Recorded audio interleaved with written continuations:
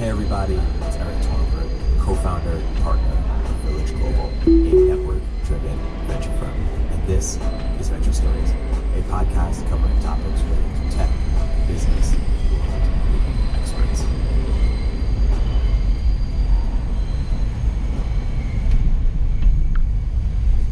Hey everybody, welcome to another episode of Venture Stories by Village Global. I'm here today with Rob Straczynski and Jason Crawford of Roots of Progress. Rob, Jason, welcome to the podcast. Thanks for having me on. To be here. Awesome. So Jason, first want to get into the Roots of Progress really quick. What is your sort of desired goal with it? Here's what I see your goal with it, and I want you to play it back and see if I'm missing. You think you want to, the tweet that started this podcast is, you think there should be a capitalism appreciation course or field or sort of institution the way there is art appreciation, and that we grossly misunderstand progress or misunderappreciate what progress means.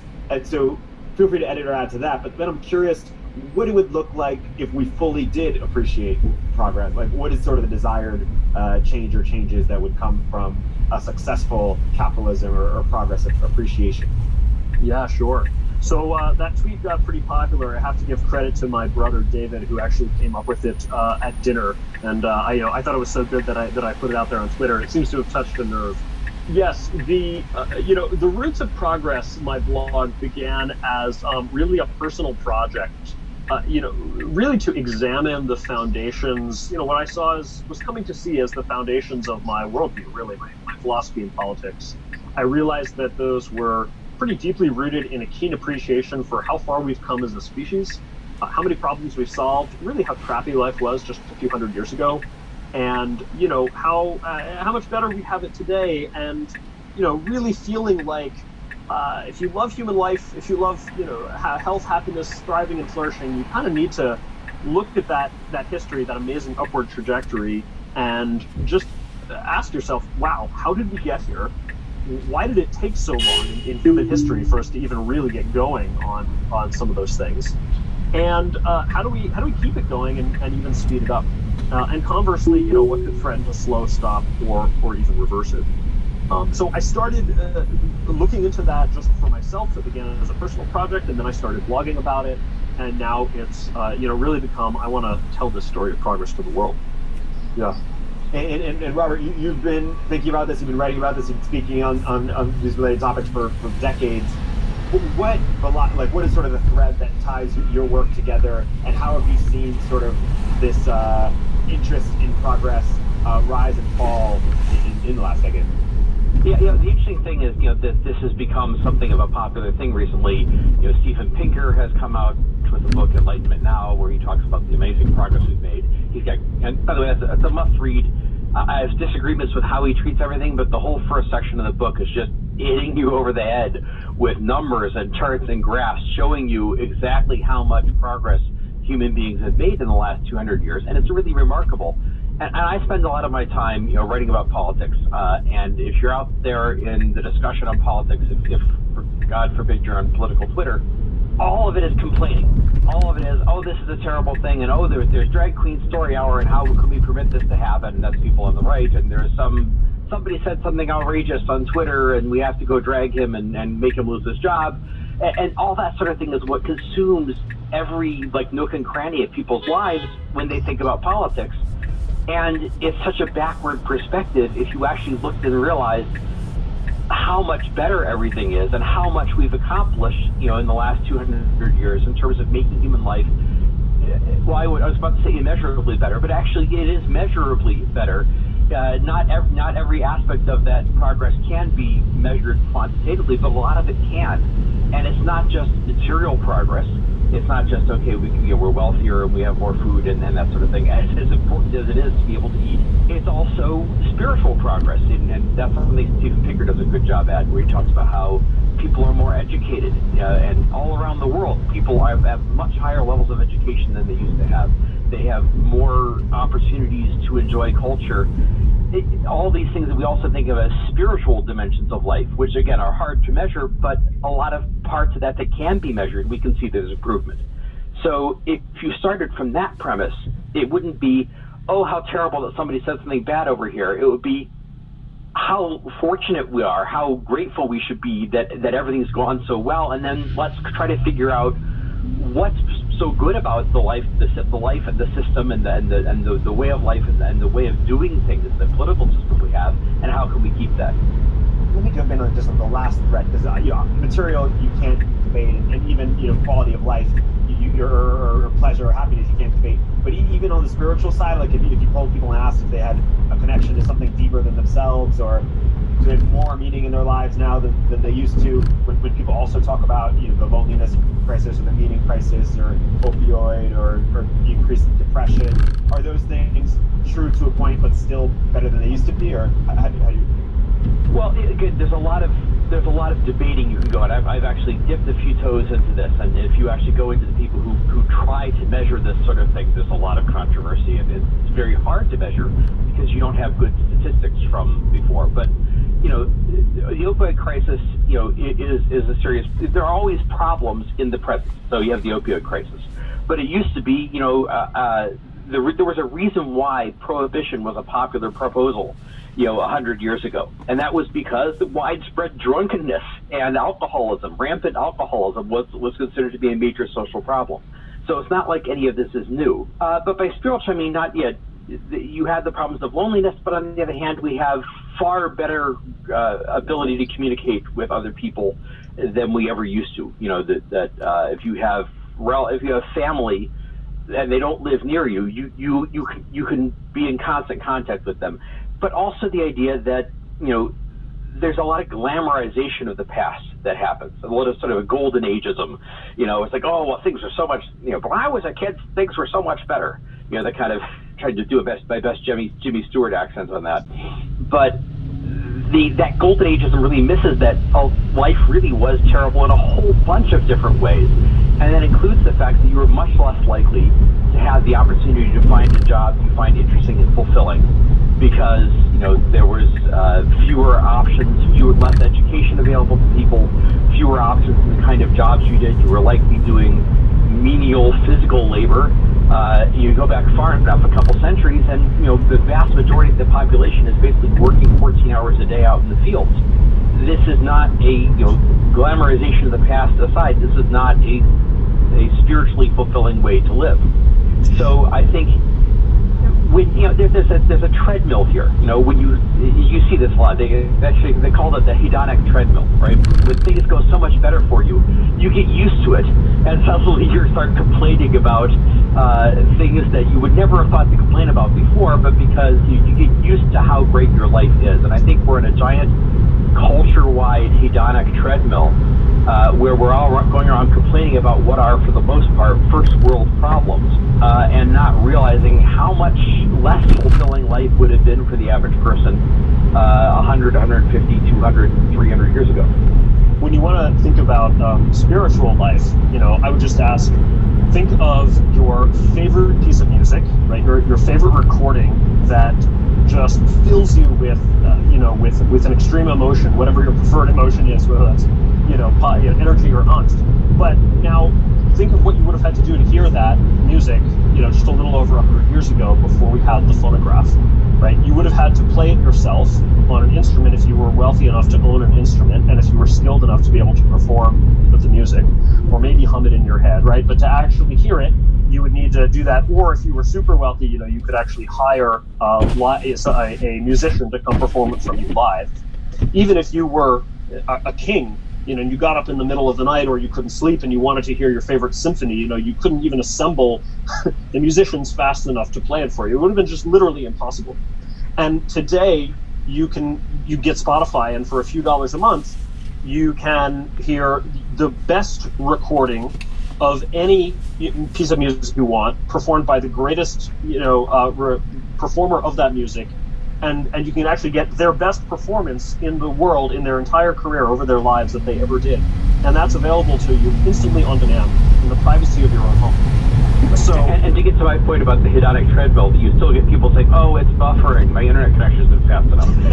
That's right. People will still find something to complain about because they haven't gotten that mindset of realizing how good things are. Okay, so let me jump in for a second. I assume both of your projects are educating people and helping educate people that, hey, life used to suck much more than it does now. And in fact, if you realize what it was back then, you realize it doesn't suck now. It's actually amazing. That's incredible. So let's say people understand that. What if another critique comes and says, okay, I understand that it's so much better than it was, but we have real problems today, and you can debate how real or not real they are, or to what extent they're climate change, nuclear war, threat of nuclear war, AI, nanotechnology, bioengineering, and is it possible that sort of progress gets us to a place from scarcity to abundance, but once we are in an abundant world, and we're not there yet, and we may be a few decades away from that, we need something else. That it's not that what got us here won't necessarily get us there, and we will need more to work with the things that we have instead of sort of continue to strip mine in what some people would say unsustainable. How would you respond to this? Well, first of all, as the oldest guy probably in this conversation, I have to stop you on the threat of nuclear war, because I grew up with the threat of nuclear war being a real, immediate, it could happen in the next 5 minutes thing. And so we are way, way, way far away from that. No matter what problems there are now, we are way far away from that now. Because there was a real, this is pre-1989, pre the fall of communism, there was a real moral terror that hung over everybody's head, and it was a real thing. Because we knew that, something could set off a spark, the Soviets could go nuts and decide to do a first strike, there could be a giant misunderstanding, it could all happen in the next 5 minutes, and there's nothing anybody could do to stop it. So that's an example of a case where I'd say, people don't realize, even citing that now, you don't realize how much worse that was before. But I also want to talk about on the issue of sustainability. The idea of, is it sustainable? Well, we've been sustaining it for 200 years now. Okay, so if you go back, there's the graph that's going around that is kind of gotten famous is one showing basically global GDP per capita back to 1800, and it's this giant hyperbolic curve or parabolic curve going geometric growth going up. And it just keeps going, and World War II isn't even a blip on it, okay? So things you think of as horrible cataclysms in human history don't really slow it down. So it's just an amazing phenomenon that has happened. And so when you talk about it being unsustainable, well, it keeps getting sustained year after year after year. Now, there are theoretical reasons I can argue why that is, but that's why I'm talking about why recognizing the history is so important, because it's almost strange to ask the question of, this is unsustainable, we're going to strip mine our way out of this. Well, if we were going to do that, Malthus would have been right 200 years ago, if that were true. And he wasn't. He was proved wrong again and again and again. I think the question of sustainability is a good one, because I think we need to think carefully about what kinds of sustainability we want and what kind of sustainability is important, right? So the modern concept of sustainability, which I think really goes back to about the 1970s, is a concept of sustaining a particular process indefinitely, as if we were never going to come up with better processes, never going to transition. But before that, we had a different concept of what we needed to sustain. And what we needed to sustain was growth. It was progress. It was improving the standard of living. It was improving the capacity of the economy to provide for more and more people. And the way you sustain that kind of growth is not by choosing quote unquote sustainable technologies. It's rather by making progress to new and better technologies that make use of more abundant resources. So when we were running out of sperm whales for lighting oil, we switched to kerosene. Thank you, Rockefeller. When we were running out of elephant tusks for billiard balls, we switched to plastic. And the same thing with tortoise shells for cones, and et cetera, et cetera. Many animal products were replaced by plastic. When we were running out of natural fertilizer from the island off the coast of South America, where they had seagull droppings, stories high, when we were running out of that natural fertilizer, we invented the Haber-Bosch process and were able to synthesize fertilizer. So, in all of these cases, actually, in fact, a lot of the history of the 19th century in the Industrial Revolution was migrating off of biosources, off of animal and plant sources that our needs were, exponentially growing, and we're going to outstrip those animal and plant resources, and switching to much more abundant mineral resources. So if we are near the end of any mineral resource running out, we should be just as our ancestors did back then, we should be looking for the next new technology that will make use of some new resource that is orders of magnitude more abundant. For instance, nuclear technology and its orders of magnitude better fuel efficiency. Yeah, the guy to go to on this actually is Julian Simon. He was an economist, mostly mostly active in the late 20th century, and he wrote a book called The Ultimate Resource. And he addressed this issue on the theoretical level, addressed this issue of resource depletion. And he said, actually, the ultimate resource is the human mind. And the more human minds there are out working to solve problems and come up with new technology, the more resources they're going to create. And this is the idea, humans don't use up resources, they create new resources by coming up with new ideas. He looked at that history that Jason just talked about and said, every time they say, oh, we're having a shortage of this thing or we're having a shortage of that thing, this is basically why Thomas Malthus was wrong. Every time we have a shortage of something, somebody comes up with a new idea for a new technology and either taps a new resource or finds more of the existing resource. And we keep growing, and the reason we keep growing is because of the power of the human mind to innovate.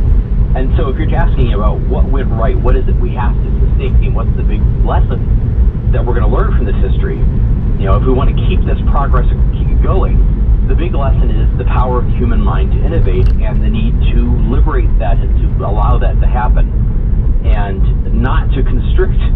I was going to say a lot of the things about, we have resource shortages or it's unsustainable. A lot of the solutions are, so let's constrict everything and let's, make less things possible. And he came out of the population growth movement where he actually was working on trying to reduce population growth, and he suddenly realized how perverse that was, because every new human being born is somebody who can solve problems. So we should not want to constrain things in order to solve problems. We should want to open things up. In fact, if there's anything to be worried about, it might be that population growth in the world is slowing.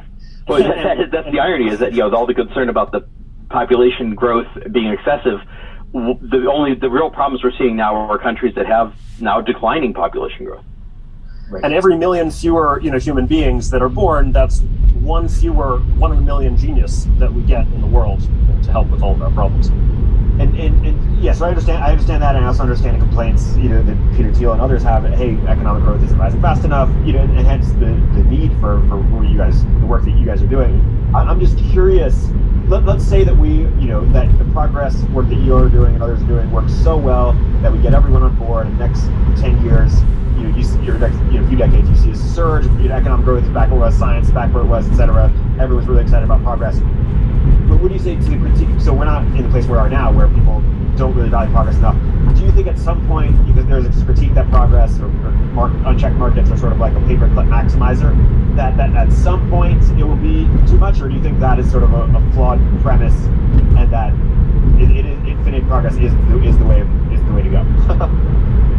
Well, I look at that and I think that, you said earlier, we're not in an abundant society yet, or maybe a few decades away. We are in an abundant society by any historical measure, but we're probably at what would be considered a poor society compared to the standards of 100 or 200 years ago. There's a British television series they did a while back, I think it was called 1900 House, where they had a bunch of people, they got a group of ordinary British people from about the year 2000, and they had them live as if they were in the year 1900, and it was awful. Everything took so much more work to get anything done. The standard of living was so much lower. They were colder. They were hungry. I think the mother ultimately cheated by sneaking in some shampoo. Yeah, exactly. They've got a couple versions of this, and people cheat like all get out because they just can't handle living the way people lived only 100 years ago. So the thing about this is that the concept of, in economics, the concept of scarcity doesn't mean you have a small amount of something. It means only that something exists in a limited quantity, right? So we're always going to have scarcity in that sense. That wealth always exists in a limited quantity. Even if it gets larger, it's not unlimited. But the point is that abundance is always relative to what you're used to. And you think of the Star Trek future, right? We've already projecting in our minds, here's what things might be like, where we can travel faster than light speed across the galaxy. We can tell a computer to give us tea, Earl Grey, hot, and it immediately just appears. we're not even anywhere close to that technology. So we can imagine living in a society that's far more abundant than today.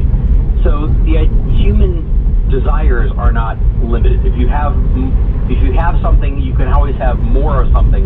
You can have it better. You can have it faster. And we're talking about the power of the human mind to innovate. And it's not just the power of the human mind to come up with new ways of creating the same old things.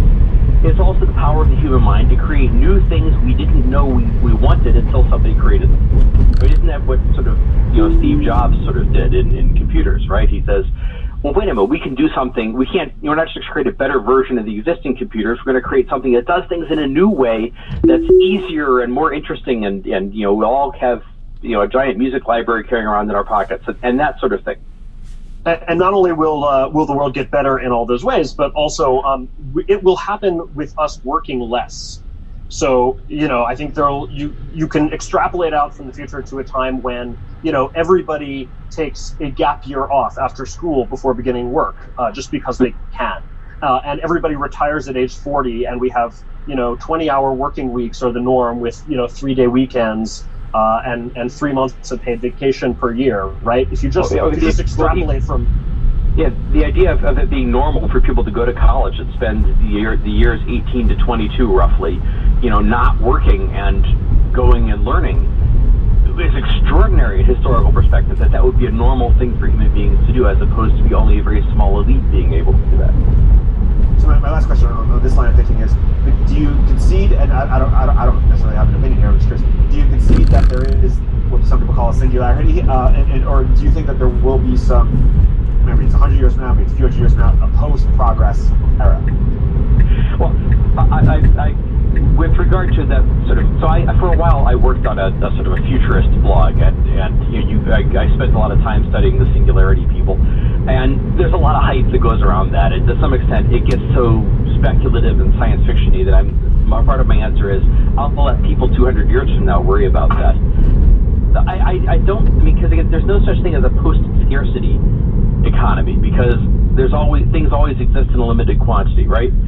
And so I don't think there's going to be anything called a post-abundance economy, because, like I said, there's always new, crazy science fiction things we can think of to do or to create that we haven't done before. And we're going to try to figure out, how to go to other planets. We're going to try to figure out how to, make.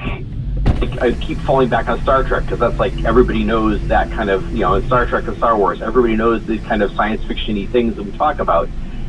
Who knows if those things are possible, but we're always going to be trying to do something that's more and beyond that. You know what I mean? Yeah, no, totally. Another part that some people say is the difference between complex and complicated systems, and complicated systems are things like a Boeing 747 or even like a pencil. Like, I couldn't create one myself, but you line up enough people in a market economy, and voila, it gets done, and it gets done great. That's a complicated system, something that can be reduced, whereas complex systems can't really be reduced. And if you reduce them, you sort of you can mess with the way that they work in some way, like a rainbow or a cloud. It's hard to sort of really make sense of. And we don't put market relationships on our on parenting, or there's certain elements where to reduce it would taint it in some way. And some people think that the environment or certain elements of the environment are sufficiently complex, and we are using complicated mechanisms to try to address it. It's something that's lost in the process. Well, the interesting thing about that sort of thing is, again, a lot of this is we're pointing to very real existence of progress, and then people point to oftentimes very speculative things that, well, maybe this system is so complicated.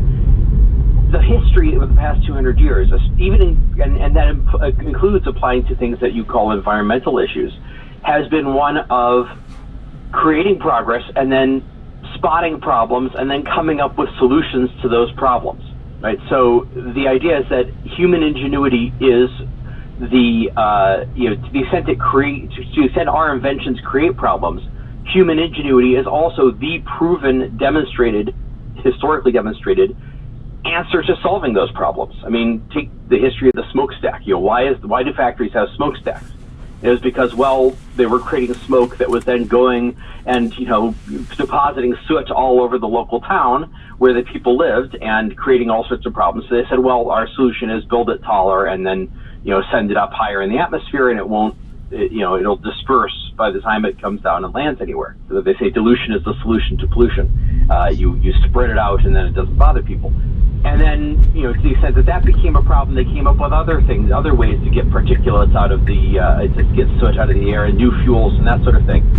Again, technology and creativity and increased wealth in order to implement those solutions.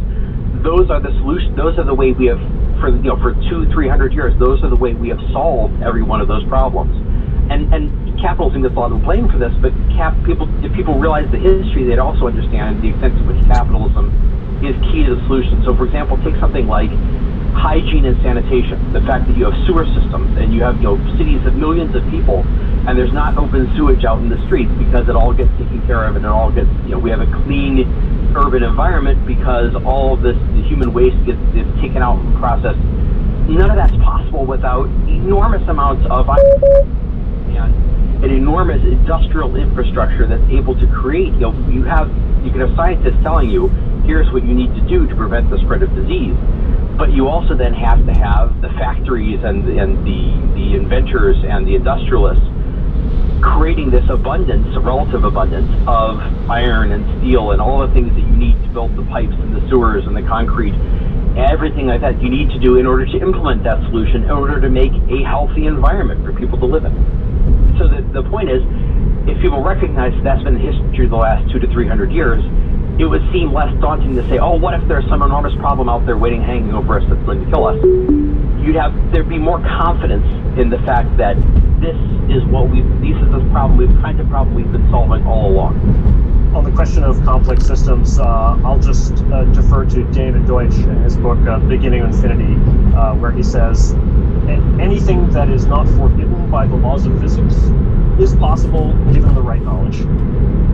Right. And we may not have the right knowledge yet, but there's faith that we will. But eventually, yes. Yeah. We can always get there eventually. Okay, one thing you mentioned is that we'll work less.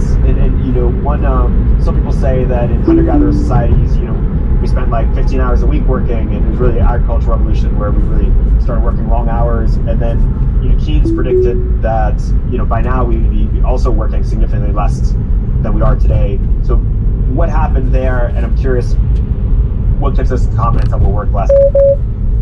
Yeah, so as for the hunter-gatherers, I haven't researched that one in detail yet. I have seen I've seen some commentary along the lines of, that they weren't actually counting things correctly when they did those studies. For instance, maybe they counted the amount of time you went out and kind of hunted or gathered, but not the amount of time that was equivalent to food preparation or housework and so forth. So those may not be accurate numbers. In any case, what did those hunter-gatherers get for their hours that they put in, right? They didn't get antibiotics, they didn't get air conditioning, right? They didn't get cars or any of the things that we enjoy today. So sure, if you don't have a lot of technology and your hours of labor aren't getting you the amazing standard of living that we have today, maybe you don't put in all those hours, right? The exact, the ideal number of hours to work per week is going to be dependent on what you get for those hours. And if you don't have much technology, you're not getting much back, maybe you work less. But why am I so confident that we'll be working less in the future? Because that is actually the history of, if not the last 50,000 years, then at least certainly the last, couple hundred years. We didn't used to have 2-day weekends. It used to be, used to be lucky, you get maybe one day off, and it turned out that there were, different religions wanted different days. Some religions wanted Saturday, some wanted Sunday off. And so finally, one factory just said, okay, fine, we'll give you both days off, and then we kind of got the weekend spreading from there. Much more, 40-hour work week is low compared to what the standard used to be. I think it used to be 80 and was reduced gradually, down to where we are now. Retirement used to not be a thing that existed. You worked until you died. Child labor, of course, was common. Paid vacations, are relatively new, right? So all of these things, people ask, what if automation takes all the jobs?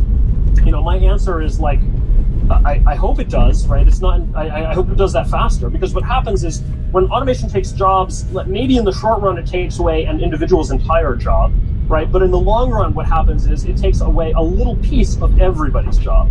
And you know what? That's actually a good thing, because we get to work less and have, and simultaneously have an increased standard of living. So the more the economy progresses and the more we can produce for our hours, I think the more we'll continue to also work a little bit less and just enjoy more leisure. Yeah, here's where I'm actually going to disagree with Jason a little bit. I'm not as confident that we're actually going to work less. I think we're going to work. We might very well work as much as we do now, but we will do so because we choose to do so.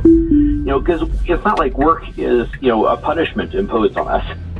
For a lot of us, work is something we choose to do. We decide we like to do something. We want to do it. We like the rewards we get from it. And, for example, it's really easy. There's been this trend recently of people writing books about how you can retire at age 30. And as far as I can tell, the main answer to that is write a book about how to retire at age 30, sell copies of the book, and then retire off of that. But the answer invariably on how to retire at age 30 is basically to save all of your money and then live on extremely little. There's a guy who has this blog where he talks about how to live on $25,000 a year. And you can do that. And the thing is, you can actually live pretty well by historical standards on $25,000 a year. I talked about the 1900 house, people living like they did in the 1900s. If you wanted to live the way people did in the year 1900, you could do that on very, very, very little money. So it would be really easy if you retire and live the rest of your life that way. But most people choose not to, not because they're forced to work more, but because there are enormous rewards for working more. You work hard and you get a nicer life. You get a nicer house. You get to travel. You get to do all the things you really like to do. And, if you choose work that's rewarding for you, I think for a lot of, the best, my concept of retirement isn't that I'll stop working. It's that I'll get to work only on the things that I really want to do. Right? So the work will be something that's enjoyable, entirely something that's enjoyable and rewarding and has fewer deadlines than now. So the point is that work is not a punishment. It's not something we're trying to avoid. But the idea is that work will, over time, has produced much, much, much greater rewards and much, much greater positive benefits. So that, when you work now, you get a lot more out of your work. Right. And that's the more relevant measure. Let me zoom out of here a bit. When people talk about progress, they often, and you read about this a lot, Robert, they often equate it with liberalism, and that also is often equated with or include democracy. And I think very recently we're sort of seeing the story of China gain. One, we're seeing sort of democracy not work out as much in the Middle East, and so there's some questions there about sort of how natural or how equated with progress it is. And then we're also seeing this sort of other success case with China, which is very succeeding economically and perhaps for that part of progress, but not with the liberal ideals that we sometimes equate. What's going on there? How do you make sense of it? And how tied up is this notion of democracy with progress? And is it sort of a coincidence, or was it necessary that the U.S. A leader in progress had both democratic and capitalist ideals? Well, this actually ties into some research I've been working on. It's one of my major research interests going forward. It's an interesting little group in the 1830s in New York City. They're radical Democrats in New York City, and in the 1830s that meant that you were laissez-faire. There was a guy named William Leggett who was sort of the leader of this group, who was an editor of the New York Post at the time, and he had a great way he put it. He had this column he wrote about the sister doctrines, and he argued that basically the free markets and representative government, or democracy, he was a member of the Democratic Party, democracy as he called it, were sister doctrines, that they were philosophically intertwined and came from the same root and were part of the same system. And I think there's a really strong argument to be made for that, because how we got all this wealth and progress is primarily by liberating the individual to be creative and to invent new things and to start new businesses and to decide what products he wants to buy. and all of that. We liberated the individual to go out and engage in initiative and create new things, and that's how we got this enormous wealth. Well, the idea of the individual being liberated, the individual having rights, the individual having freedom is also the essence of, I think democracy is a somewhat sloppy term for it, but the essence of a free society, of representative government and the rule of law and individual rights protected by government. And historically, we've seen those two have have been very closely related. And I think philosophically, in terms of the basic ideas, you see why they have to be related. Because the more you have government clamping down from above, the more you're going to cut off not only the freedom of individuals, but their opportunities to build and create and do things. And I think, one thing, I had a long discussion with a high school friend, a longtime friend who actually has spent the last 10 years or so in China teaching. And he said, the thing he pointed out to me is that up to about 2008, China's growth was the result of becoming freer, becoming more like the West, adopting more of a Western model. And it was at 2008 that they saw the financial crisis, and they had the Olympics, and they were kind of puffed up with themselves. And Xi Jinping, who's the current leader, sort of spearheaded this idea that, no, we don't need to be like the West. We can go back to Maoism, essentially, and get a different result this time. And, we're about 10 years into that experiment, and I think that it is, a lot of us are sort of waiting for the other shoe to fall, because I think it really is attempting to do, a Maoist quasi-totalitarian system, but expecting a different result the second time around. And I think that that's a contradiction that we haven't really seen play out yet. But, China's just really started moving aggressively in that direction. But they have a tremendous inefficiencies in their economy. I mean, we're sort of astonished by how much wealth China has, but that's relative to the fact that they were exceedingly poor 50 years ago. I mean, they were basically in the Middle Ages 50 years ago. They brought in Western technology, they adopted a freer, more capitalist system, and they've advanced tremendously. They're still a lot poorer than us, and they still have a very inefficient system, and it remains inefficient in part because they have an authoritarian government and a huge amount of corruption and a huge amount of bureaucracy and, favored companies and cronyism and that sort of thing. So this idea that they have somehow created an alternative model to the free societies of the West is really getting ahead of ourselves. They have managed, by becoming more like us, they managed to become much wealthier. They're still a lot poorer, and they still have a lot of problems and a lot of inefficiencies. The wealth is astonishing because it's such a large country, but on a per capita basis, they're still way behind us, and we wouldn't want to trade places with them. Let's put it that way. Yeah, I think it's a great testament to the power of liberty that even a little bit of it, introducing just partial freedom gets you this sort of catapulting economic growth like China's had. There's a good argument, by the way, that getting even further back than economics. I've heard a good argument that part of the reason that the scientific revolution was able to take off in Europe was because of the relative weakening of the Catholic Church after the Reformation. You have these Protestant and Catholic factions that were now sort of competing with each other and fighting each other. Europe was, especially compared to China at the time, was much more fragmented. Right, Europe, you had many different countries and in many ways competing with each other, whereas China was much more unified and under kind of a central, uniform authority. And so, heretics in Europe, if they were being persecuted in one place, they could hop across the border somewhere else that maybe even had a different religion and welcomed them in. And so this allowed a lot of free thinking and ultimately a lot of progress forward in science and knowledge that maybe just wouldn't have been possible under the more uniform society of China.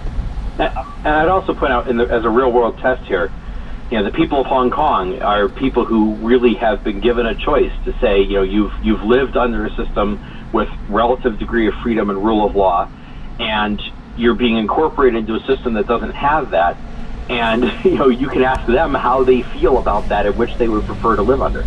We're getting that answer in real time right now.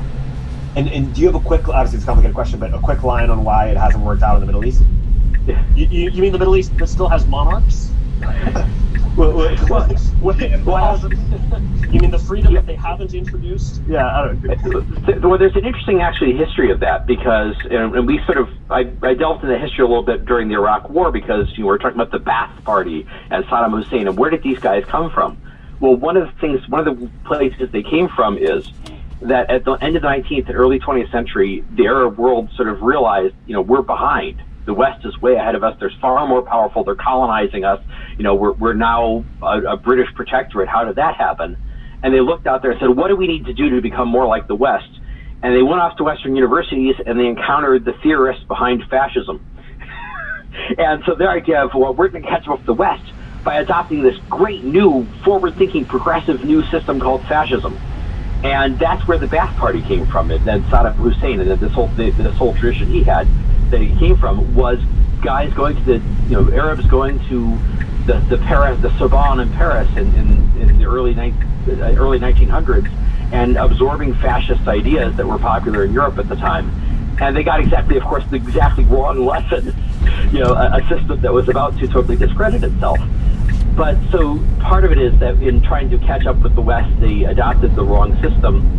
And the other part is that that the Muslim world has not undergone a sort of a reformation. They haven't undergone what we underwent in the Enlightenment, where we adopted, the values of reason and science and humanism and respect for individual rights. They have, there are inroads being made there. There are people who are fighting very bravely for those influences, but it's the cultural preconditions of prosperity and freedom and rule of law and a modern society that they're still sort of struggling to get to make native roots in their soil. Right. I want to zoom out and ask you guys a few big questions and let you jump in wherever you see most interesting. One is, what is the role of government as it relates to progress? One answer could be, hey, get out the way. Bill Janeway has written books about sort of the three. I forget what the term for it is. Governments and markets, and government's crucial role in research and its role in the internet, etc.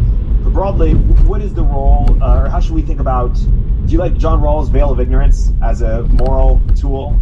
Basically, what I'm curious, how do you guys think about equality? Because what I see, how I think about progress is the more progress there is, the more inequality it is. Because guess what? People are unequal, and meritocracy tends to lead to more unequal outcomes. It's still better for everybody, net because of the consumer surplus that they gain.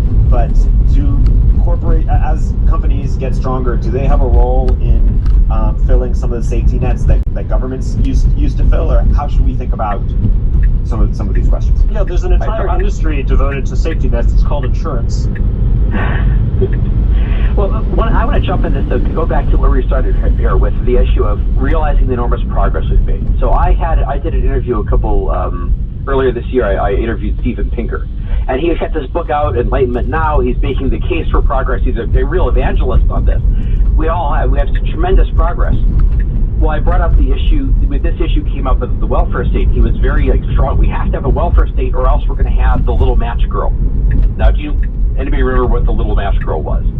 It's this extremely grim Hans Christian Andersen story. Basically, it's how it became a children's story. I have no idea, because it's basically about the 6-year-old girl with an abusive father who's out freezing to death on the streets in the middle of Copenhagen or somewhere like that on New Year's Eve. And the idea that this is our alternative if we don't have the welfare state, it struck me that the little match girl is a story roughly from 1800 or 1840, I think, when this Dickensian life when 6-year-olds with inadequate clothing out on the streets selling matches on a freezing night was considered a normal thing. And it's almost like even Steven Pinker, who's the evangelist of progress, still has in his head the way things were at 1840 as like the normal we default to if we don't have a welfare state. We're in the wealthiest society ever in human history. The idea that if not for the government taxing us and giving welfare, and by the way, most welfare doesn't go to help people like that. It gets paid back to middle class people in Social Security and Medicare. But the idea that without the government having these enormous taxes and this enormous welfare state, we'd all be starving on the streets and freezing to death, it is kind of ridiculous when you consider the enormous amount of wealth that we have.